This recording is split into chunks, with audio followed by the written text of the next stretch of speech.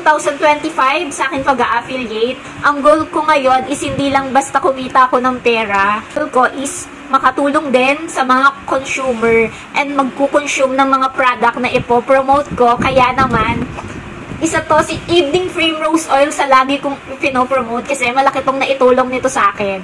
Kaya naisip ko na kung natulungan ako nito, meron din katulad ko na nangangailangan nito ang matutulungan. O diba? Katulad nga nitong comment na to is, yan din iniinom namin ng mother ko kasi ako malapit nang mag-menopause. Nanay ko naman, senior na, maganda po siya. O diba, nakakatuwa guys? Hindi lang ako yung, dahil kay Evening Primrose Oil, maraming kababaihan na natutulungan nito. Hindi lang ako, kundi yung ibang mga babae na nangangailangan nito ni Evening Primrose Oil. Lalo na yung mga magme-menopause na guys, mga 40 plus, yung mga nakakaramdam na yun ng hot flashes, yung init na init ka sa gabi, and mood swing, aminin nyo, bilis na kayong maasar, mabilis na kayong mag-init ang ulo, tapos vaginal dryness. Huy, kung dry na yan guys, eto, malaki yung maitutulong nito.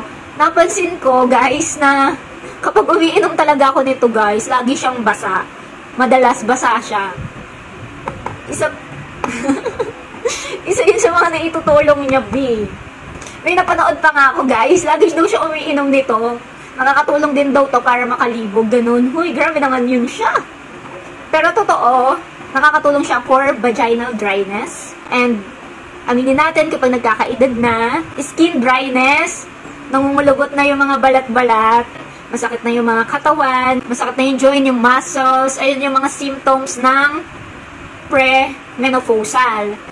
And, hirap matulog. Try nyo guys, to si Evening Primrose Oil, and balikan nyo tong video na to and i-comment nyo kung okay ba ang magiging epekto sa inyo. So, yun lang po. Thank you for watching. Kating team. Bye!